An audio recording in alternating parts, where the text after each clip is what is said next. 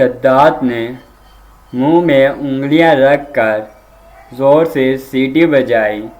محافظ دستہ پابرکاب تھا۔ ان کے گھوڑوں کی سر پر ٹاپاں سنائی دیے۔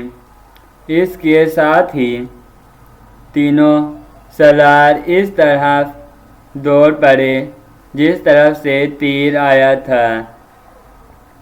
وہ بکھر کر چٹانوں پر چڑھ گئے۔ چٹانیں زیادہ اونچی نہیں تھیں۔ صلاح الدین ایوبی بھی ان کے پیچھے گیا۔ ایک سالار نے اسے دیکھ لیا اور کہا، سلطان آپ سامنے نہ آئیں، مگر سلطان ایوبی رکا نہیں۔ محافظ پہنچ گئے۔ صلاح الدین ایوبی نے انہیں کہا، ہمیں گھوڑے یہیں چھوڑ دو اور چٹانوں کے پیچھے جاؤ۔ ادھر سے ایک تیر آیا ہے، جو کوئی نظر آئے اسے پکڑ لاؤ۔ سلطان ایوبی چٹان کے اوپر گیا تو اسے اونچی نیچی چٹانیں دور دور تک پھیلی ہوئی نظر آئیں۔ وہ اپنے سالاروں کو ساتھ لیے پچھلی طرف اتر گیا اور ہر طرف گھوم پھر کر اور چٹانوں پر چڑھ کر دیکھا۔ کسی انسان کا نشان تک نظر نہ آیا۔ محافظ چٹانی علاقے کے اندر اوپر اور ادھر ادھر گھوڑے دوڑا رہے تھے۔ صلاح الدین ایوبی نیچے اتر کے وہاں گیا جہاں ریت میں تیر گھڑا ہوا تھا۔ اس نے اپنے رفیقوں کو بلایا اور تیر پر ہاتھ مارا۔ تیر گر پڑا۔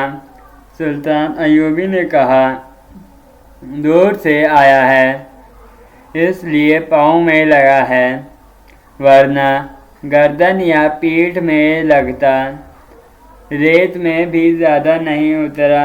اس نے تیر اٹھا کر دیکھا اور کہا، سلیبیوں کا ہے، حشیشین کا نہیں۔ سلطان کی جان خطرے میں ہے، ایک سالار نے کہا، اور ہمیشہ خطرے میں رہے گی۔ صلاح الدین ایوبی نے ہنس کر کہا، میں بحیرہ روم میں کفار کی وہ کشتیاں دیکھنے نکلا تھا جو ملاحوں کی بغیر ڈول رہی ہیں، مگر میرے عزیز دوستوں، کبھی نہ سمجھنا کہ صلیبیوں کی کشتی ڈول رہی ہے۔ وہ پھر آئیں گے، گھٹاؤں کی طرح گرجتے آئیں گے اور برسیں گے بھی، لیکن وہ زمین کے نیچے سے اور پیٹھ کے پیچھے سے بھی وار کریں گے۔ ہمیں اب صلیبیوں سے ایسی جنگ لڑنی ہے جو صرف فوجیں نہیں لڑیں گی۔ میں جنگی تربیت میں ایک اضافہ کر رہا ہوں۔ یہ فن حرب و ضرب کا نیا باب ہے۔ اسے جاسوسی کی جنگ کہتے ہیں۔ سلطان ایوبی تیر ہاتھ میں لیے گھوڑے پر سوار ہو گیا اور اپنے کیمپ کی طرف چل پڑا۔ اس کے سالار بھی گھوڑے پر سوار ہو گئے۔ ان میں سے ایک نے سلطان کی دائیں طرف اپنا گھوڑا کر دیا، ایک نے بائیں کو اور ایک نے اپنا گھوڑا اس کے بالکل پیچھے اور قریب رکھا تاکہ کسی بھی طرف سے تیر آئے تو صلاح الدین ایوبی تک نہ پہنچ سکے۔ صلاح الدین ایوبی نے اس تیر پر ذرا سی بھی پریشانی کا اظہار نہ کیا جو کسی نے اسے قتل کرنے کے لیے چلایا تھا۔ اپنے رفیقوں سالاروں کو اپنے خیمے میں بٹھائے ہوئے وہ بتا رہا تھا کہ جاسوس اور شب خون مارنے والے دستے کسی قدر نقصان بھی کرتے ہیں۔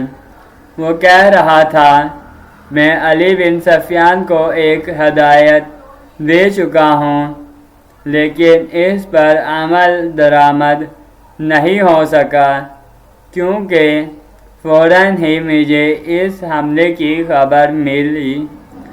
ان کے عہدے داروں میں سے ایسے افراد منتخب کرو جو دماغی اور جسمانی لحاظ سے مضبوط اور صحت مند ہوں، باریک بین، دور اندیش، قوت فیصلہ رکھنے والے، جانباز قسم کے آدمی چنو۔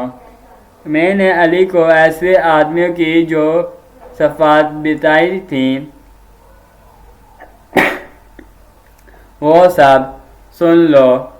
ان میں اونٹ کی مانند زیادہ سے زیادہ دن بھوک اور پیاس برداشت کرنے کی قوت ہو، چیتے کی طرح جھپٹنا جانتے ہوں، عقاب کی طرح ان کی نظریں تیز ہوں، خرگوش اور ہرن کی طرح دوڑ سکیں،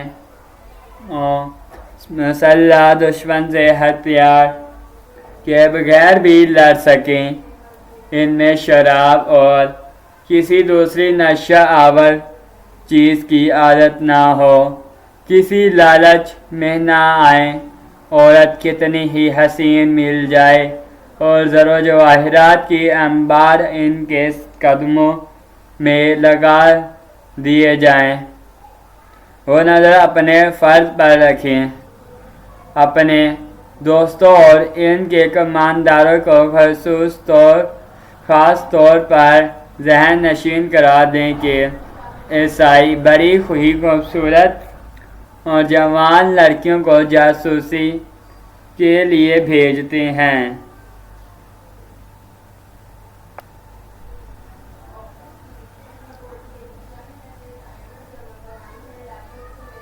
فوجوں میں بے اطمینانی پھیلانے کے لیے اور عسکریوں کو جذبے کے لحاظ سے بیکار کرنے کے لیے استعمال کرتے رہے ہیں۔ میں نے مسلمان میں یہ کمزوری دیکھی ہے کہ عورت کے آگے ہتھیار ڈال دیتے ہیں۔ میں مسلمان عورت کو ان مقاصد کے لیے دشمن کے سامنے کے علاقے میں کبھی نہیں بھیجوں گا۔ ہم عصمتوں کے محافظ ہیں، عصمت کو ہتھیار نہیں بنائیں گے۔ علی بن سفیان نے چند ایک لڑکیاں رکھی ہوئی ہیں، لیکن وہ مسلمان نہیں اور وہ عیسائی بھی نہیں، مگر میں عورت کا قائل نہیں۔ محافظ دستے کا کمانڈر خیمے میں آیا اور اطلاع دی کہ محافظ کچھ لڑکیوں اور آدمیوں کو ساتھ لائے ہیں۔ سلطان ایوبی باہر نکلا، اس کے تینوں سالار بھی ساتھ تھے۔ باہر 5 آدمی کھڑے تھے جن کے لمبے چگے، دستاریں اور ڈیل ڈول بتا رہی تھی کہ تاجر ہیں اور سفر میں ہیں۔ ان کے ساتھ 7 لڑکیاں تھیں، ساتوں جوان تھیں اور ایک سے ایک بڑھ کر خوبصورت۔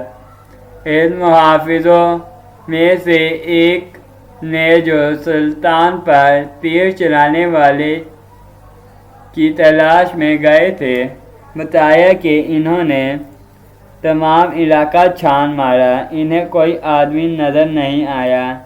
دور پیچھے گئے تو یہ لوگ 3 اونٹوں کے ساتھ ڈالے ہوئے تھے۔ کیا ان کی تلاشی لی ہے؟ ایک سالار نے پوچھا۔